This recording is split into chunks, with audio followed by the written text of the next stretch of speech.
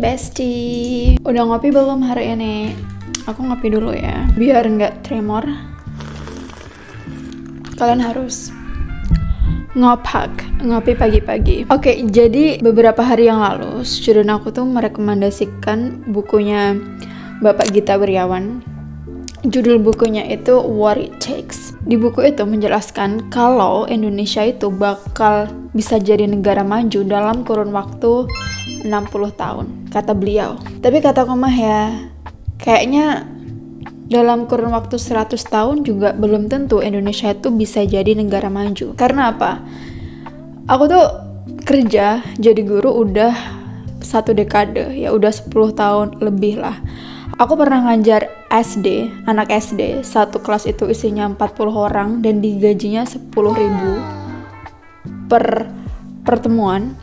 Itu aku pernah ngajar di international school juga. Aku juga pernah ngajar anak SMP, anak SMA, ngajar mahasiswa, ngajar anak umur 3 tahun yang belum bisa baca juga pernah, ngajar digaji 4 juta 1 minggu juga pernah, ngajar nenek-nenek dosen UGM yang belajar public speaking atau bahasa Inggris juga pernah, ngajar perusahaan terus dapat gaji 2 digit juga pernah, ngebantu anak S1 konsultasi skripsi juga pernah. Jadi dalam dunia pendidikan itu ya pengalamanku lumayan lah gitu ya kalau kita ngomongin pendidikan. Aku hidup di realitas atau di dunia pendidikan karena memang background keluargaku itu akademis. Jadi nenekku itu dia kepala sekolah di masa-masa penjajahan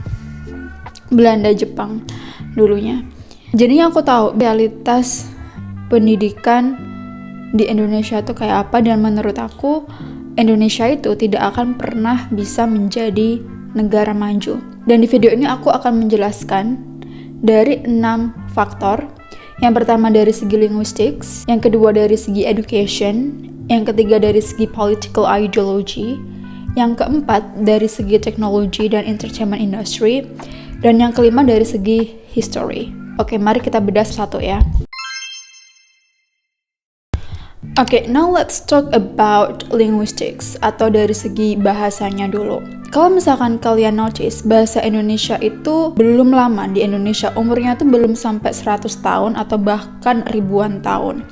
Berbeda dengan bahasa Inggris dan bahasa-bahasa yang lain. Karena the origin of bahasa Indonesia itu sebenarnya dari bahasa Malay. Jadi kalian jangan berantem ya sama orang Malaysia, karena sebenarnya ibu bahasa Indonesia itu adalah bahasa Melayu, dan bahasa Indonesia itu baru disahkan sebagai bahasa resmi itu sekitar tahun 1920-an kalau nggak salah, waktu Sumpah Pemuda. Oke, jadi dari segi linguistics, bahasa Indonesia itu bukan origin from tanah Jawa atau dari Nusantara ini. Karena bahasa Indonesia itu adalah bahasa yang baru, jadi kalau misalkan kalian mau mengakses ilmu sastra di abad 14, 15, 16, 17 itu nggak ada sastra Indonesia di abad itu. Oke, berbeda dengan sastra Jawa. Kebanyakan orang Indonesia itu illiterate dengan bahasa ibunya sendiri atau bahasa yang lahir dari tanahnya sendiri. For example, karena aku orang Jawa, aku akan ngambil contoh bahasa Jawa. Sebagian besar orang Jawa itu bisa berbahasa Jawa, but they are still illiterate. Mereka masih buta huruf. Mereka nggak tahu cara membaca aksara Jawa. Mereka tidak tahu sastra Jawa itu apa. Mereka tidak tahu ilmu-ilmu leluhur yang ditulis dalam aksara Jawa itu apa. Jadi saat kita ingin mengakses bahasa Jawa atau saat kita ingin mengakses ilmu yang diturunkan dari leluhur itu nggak bisa. Makanya kebanyakan dosen sastra Jawa itu ngambil PhD di mana? Di Belanda, di Leiden University. Dan menurut aku itu sangat miris. Dari segi bahasa aja, kita ini illiterate. Kita ini buta huruf. Berbeda dengan bahasa Inggris, ya. Orang Inggris mereka mengakses sastra yang ditulis sama William Shakespeare di abad 15 atau 16 ya. Di abad segitu hanya tahun 1500-an, dia bisa. Orang Inggris mau membaca sastra Charles Dickens, ya kan? Dia bisa. Mau baca karya Jane Austen, dia bisa. Mau baca karya Emily Bronte, dia bisa. Terus kemudian orang Israel dia mau ngakses karya sastra dari leluhurnya yang berbahasa Ibrani, dia bisa. Makanya suatu negara yang preserving bahasa origin leluhurnya, itu kemungkinan besar dia bisa long last. Karena mereka bisa mengakses ilmu yang ditulis dari leluhurnya. Oke, jadi itu perlu digarisbawahi secara sastra, secara literasi. Ya memang negara ini dibuat bodoh, gitu ya, dibuat illiterate, dibuat lupa akan jati dirinya, karena bahasa itu adalah jati diri suatu bangsa. Dan yang paling buruk, bahasa Inggris kita nggak bisa. English itu is not the first language, bukan bahasa utama. It's not the second language, bukan bahasa kedua, but it's a foreign language. Tapi bahasa Inggris itu bahasa asing. Jadi karena bahasa Inggris itu bahasa asing, makanya sebagian besar orang Indonesia itu terisolasi dengan orang luar. Jadi dari segi komunikasi saja, kita itu sebenarnya isolated ya. Beda dengan Singapura, beda dengan Malaysia. Aku punya student yang dia kerja di Malaysia, sampai sekarang dia masih belajar bahasa Inggris gitu. Karena in general orang Malaysia itu bisa berbahasa Inggris. Dari segi bahasa Inggris aja kita nggak bisa ya, padahal bahasa itu adalah lingua franca, bahasa internasional, kita nggak paham. Dari segi bahasa ibu, bahasa yang lahir, bahasa lokal kita juga tidak tahu. So what do you expect? Apa yang bisa kalian harapkan gitu? Literasi itu bukan soal bisa membaca atau enggak. Literasi itu part of the culture, bagian dari budaya. Kita masih preserve enggak budaya itu? Nggak bisa. Oke, jadi bahasa Indonesia itu bahasa artificial, bahasa yang kita adopt dari negara lain. Oke, bahasa Inggris kita tidak tahu ya kan, in general itu banyak yang nggak bisa bahasa Inggris. Kalau kita mencoba ngomong bahasa Inggris, pasti banyak orang yang bilang, ya Allah nggak usah ke Inggris deh, kayak gitu kan. Ngomong bahasa Inggris salah, ngomong bahasa lokal nanti dikatain medok, dikatain kampung, dikatain deso. Ngomong bahasa Indonesia juga banyak yang nggak lancar. Jadi mau maju dari mana? That's the question. Sekarang yang kedua adalah education. Karena aku lama ya di industri ini, di bidang education, aku akan ngasih kalian pencerahan di sini. Education di Indonesia itu sangat bobrok, korupsinya tinggi, banyak dosen-dosen yang dia itu pakai joki. Aku tahu kalian pakai joki. Jadi kalau misalkan di TV-TV itu ada orang yang bilang, wah ini expert, ini PhD di bidang ini. Bullshit, Anda pakai joki. Anda aja tes TOEFL pakai joki. Anda aja masuk BUMN pakai joki. Gak usah lah sosok bawa degree ini. Banyak loh yang pakai joki. Padahal title-nya profesor, padahal title-nya dosen. Pendidikan di Indonesia itu diisi sama orang-orang korup sebenarnya. Kalau misalkan kalian lulusan Oxford sekalipun, terus kalian mau ngajar di sini, ya kan harus punya duit dulu gitu. Karena orang dalam yang pasti bisa jadi dosen. Dan pendidikan di Indonesia itu juga tidak merata.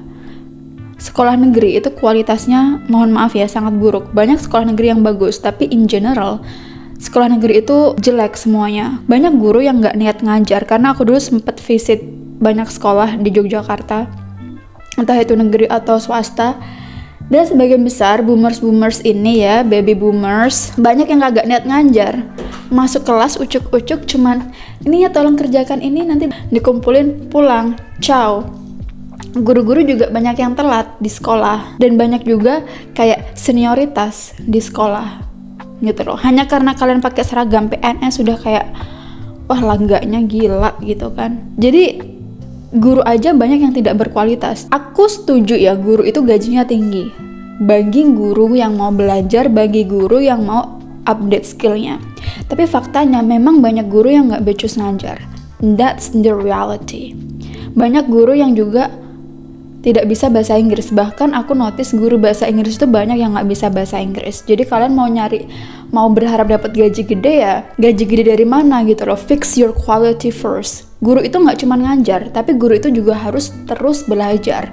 Aku aja yang udah dapat degree sampai sekarang, aku tuh masih banyak ngambil online course karena aku pengen improve, karena aku pengen investasi nih di otak aku. Biar apa yang aku pelajari itu biar aku kasih lagi ke student aku. Gitu ya.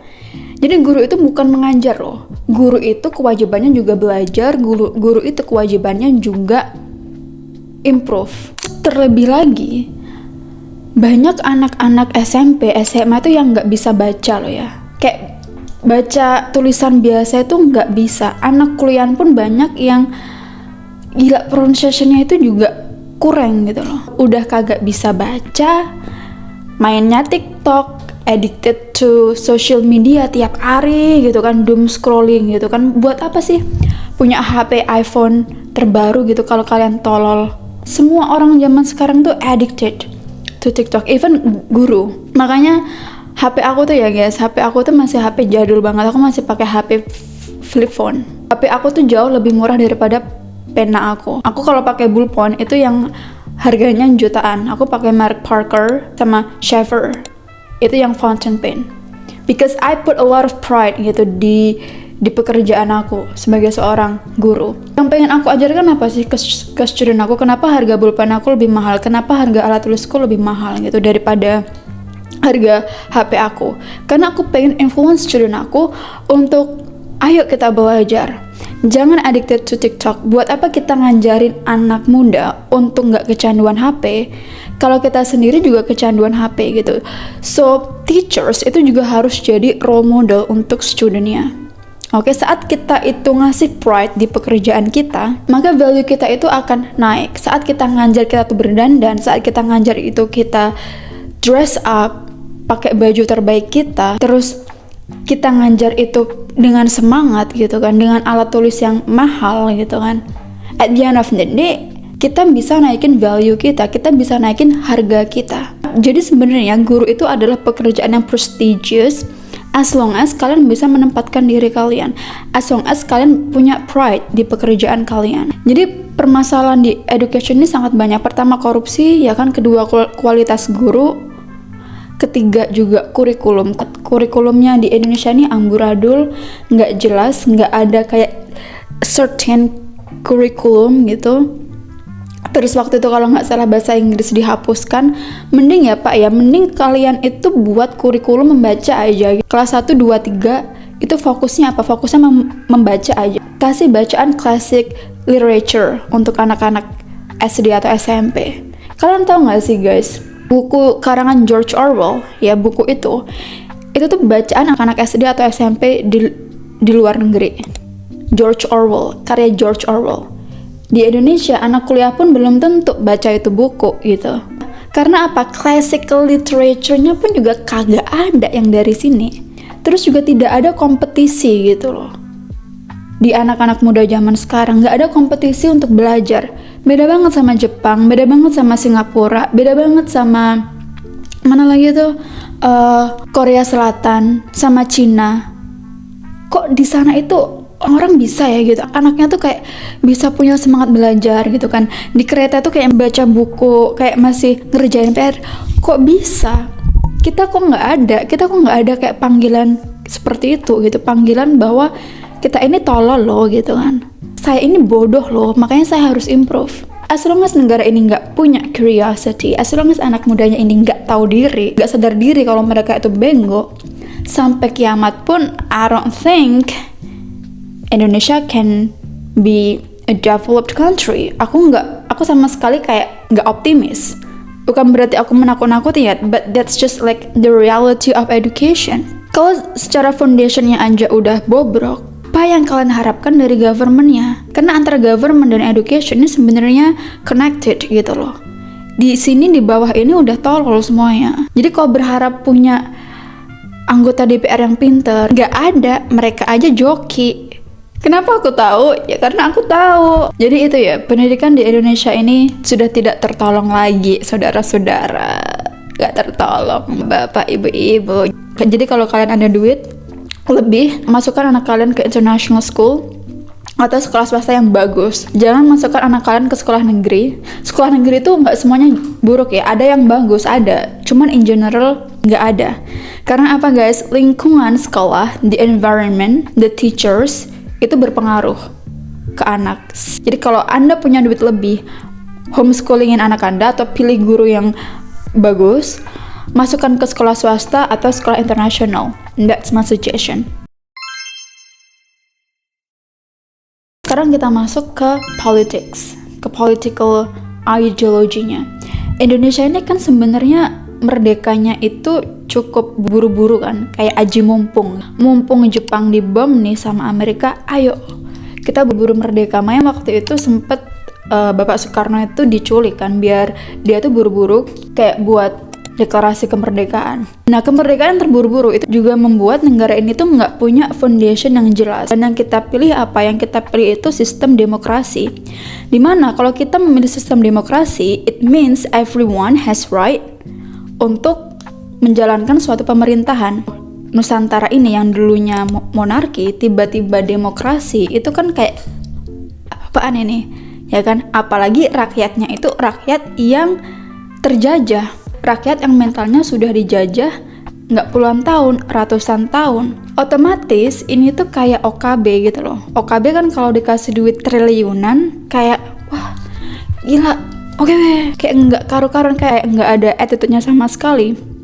Sementara kerajaan itu biasanya keturunannya akan dikasih edukasi, entah itu tentang sastra, tentang budaya, tentang perang, tentang politik. Sementara karena demokrasi itu dari rakyat, oleh rakyat, untuk rakyat, jadi kan nggak usah ngamuk gitu loh kalau misalkan Jokowi menang, ya itu kan pilihan rakyat. Kalau misalkan SBY menang, kalau misalkan Prabowo menang, di awal udah milih demokrasi. Ngerti nggak maksud aku?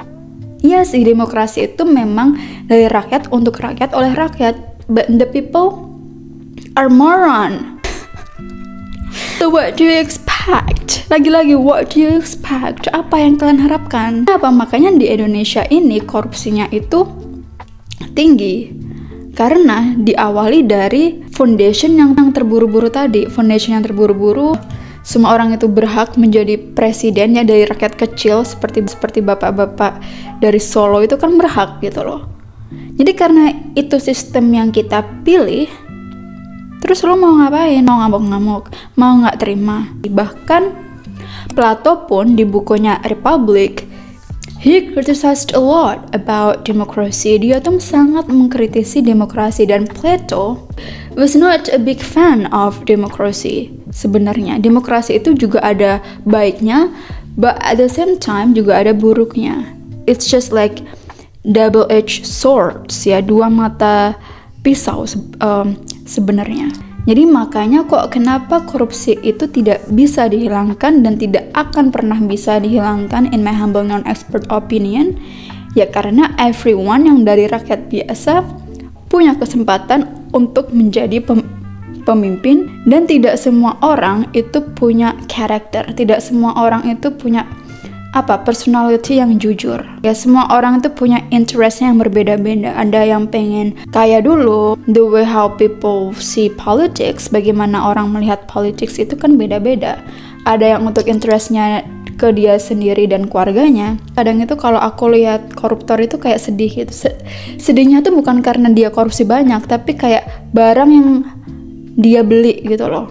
Kayak kemarin Syahroni itu kan beli-beli barang nggak jelas ya. Unless kalian tuh korupsi tapi kalian punya taste, kayak kalian punya lukisan yang rare gitu kan, dari Leonardo da Vinci, atau dari Salvador Dali, atau dari Jackson Pollock, atau kalian korupsi terus duitnya tuh kalian belikan buku atau sastra yang jarang gitu, yang value-nya itu mahal gitu, nggak apa-apa lah. Tapi udah korupsi, tes kalian tuh tacky, tesnya jelek. Oke, sekarang kita akan ngomongin entertainment and technology atau soft power ya di situ. Indonesia tuh tidak punya soft power. Kita tidak bisa menjual teknologi yang dijual secara global. Kita juga tidak punya entertainment industry yang bisa dijual secara global.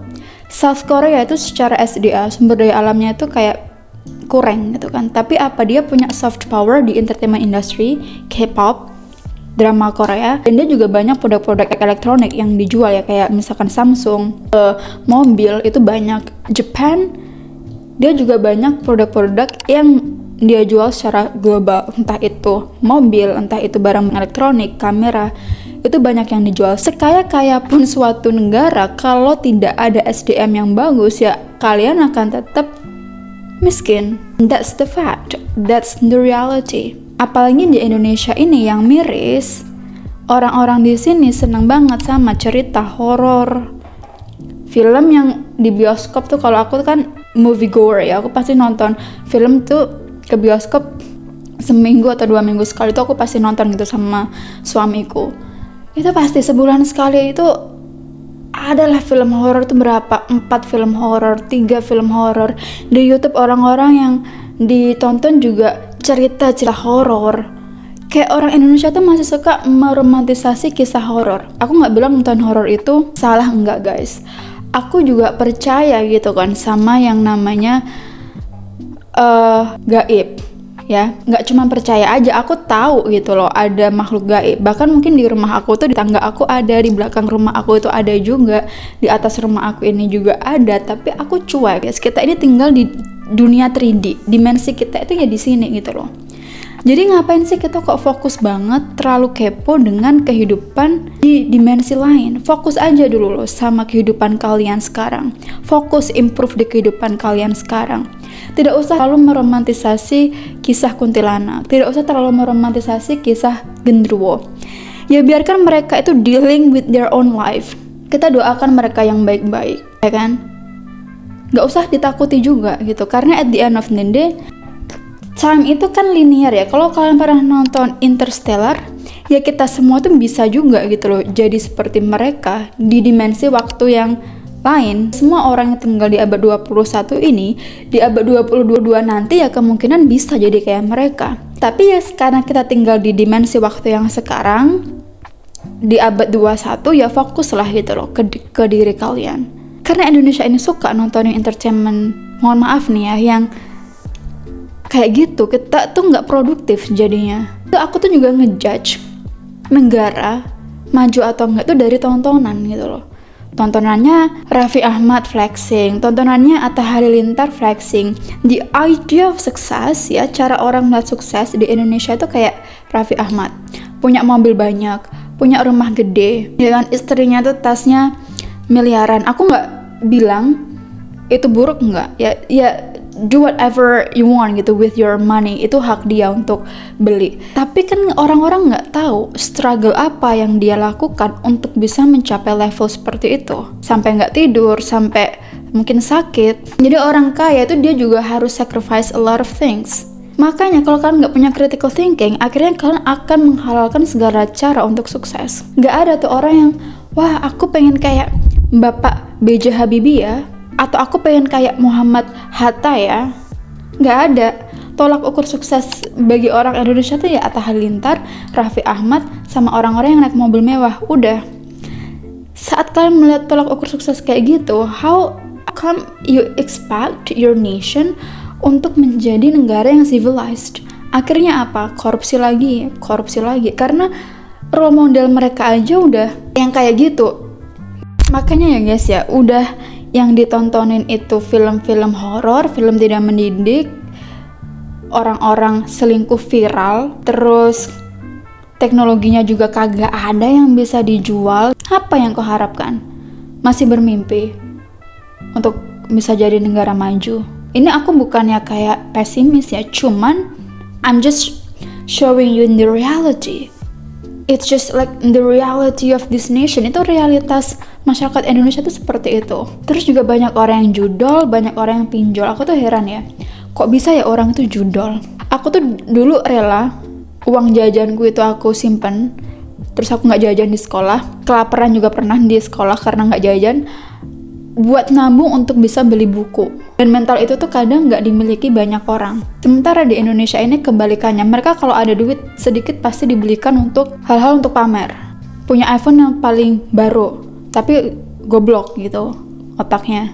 Jadi gengsi di Indonesia ini sangat besar. Misalkan kalian itu, mohon maaf nih, underprivileged, utamakan ilmu dulu, karena ilmu itu tidak akan mengkhianati kamu guys. Apalagi ilmu yang bermanfaat untuk orang lain. Hal yang baik itu akan menghasilkan hal yang baik, dan ilmu itu tidak akan pernah mengkhianati. Percaya sama aku. Jadi kalau kalian miskin dan kalian tidak berpendidikan, habis kalian. Tapi kalau kalian miskin, tapi kalian mau keluar dari situ, kalian mau belajar, kalian mau sekolah yang benar, percaya deh sama aku. Sekolah yang benar ya, sekolah yang benar itu bukan cuma dapat degree, enggak. Tapi benar kalian punya skill dan itu bisa bermanfaat untuk orang. This knowledge will never betray you. Percaya sama aku, karena aku punya student yang dia itu lulusan UGM, IPK-nya 4, pinter banget, dan perusahaannya tuh nyari dia, minta gaji berapa akan dikasih. Yang nganggur ya karena dia nggak bisa menjual diri mereka nggak bisa ngejual skill mereka. Tapi kalau kau punya skill, aku yakin your skill will never betray you, trust me. Oke, sekarang yang terakhir yang aku bahas adalah history, sejarah.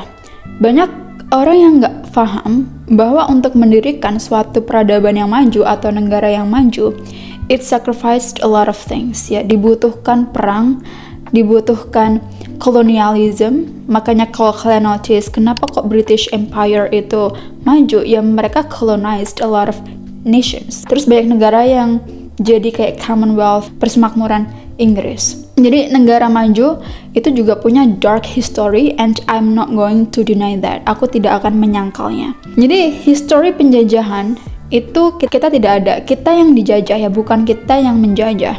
Biasanya negara maju itu pasti dekat dengan yang namanya slavery. Oke, perbudakan. Perbudakan itu bagian dari human civilization. Tapi kan itu dulu ya, sekarang kan nggak mungkin. Kan di ancient Egypt, di masa Mesir kuno juga ada perbudakan juga gitu. Nggak mungkin piramid itu dibuat semegah itu kalau tidak ada slavery. Di Indonesia kita yang jadi slave, orang Indonesia itu yang jadi budak. Karena kita itu tidak ada history untuk menjajah, kita yang dijajah. At the end of the day, it shapes pola pikir kita. Jadi banyak banget orang di Indonesia itu yang masih punya mental slavery, yang masih punya mental budak. Ketemu bule dikit ada udah yang kayak, hey mister, let me take a picture with you gitu. Nah itu mental budak kalau menurut aku ya. Karena apa guys, kalian tuh jangan look up gitu loh to white people. Jangan kayak lihat orang kulit putih tuh kayak langsung kayak starstruck gitu loh.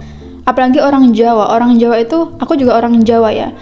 Jangan nerimo ing pandum terus ya, kayak sultan gitu, kayak punya karisma, punya wibawa. I have a lot of white people friends gitu. Aku punya banyak teman dari US dulu waktu masih kuliah. Dan aku biasa aja gitu loh melihat orang-orang ini. Kita juga berdiskusi, tidak semua dari mereka itu yang bright. Ya banyak dari mereka yang belajar juga tentang Indonesia ya. Jadi jangan pernah punya mental budak. Karena jujur honestly, aku tuh malu gitu kalau misalkan orang Indonesia tuh dikenal sebagai warga negara yang ramah. Kenapa kalian harus ramah? Ramah itulah akhirnya kalian dijajah. Ramah, baik, seuzon itu nggak apa-apa guys. Jadi jangan terlalu ramah ya. Harus punya gitu loh, karakter yang firm, karakter yang kuat gitu. Jangan terlalu ramah.